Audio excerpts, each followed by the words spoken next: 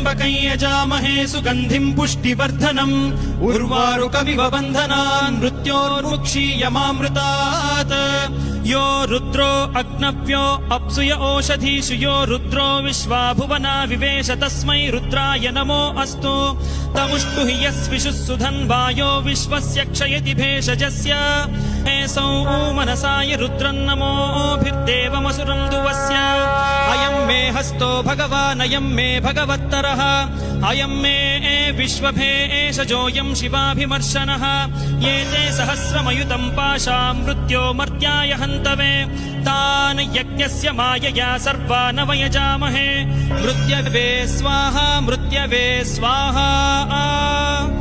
ॐ नमो भगवते रुद्राय विष्णवे मृत्यवे पाहि।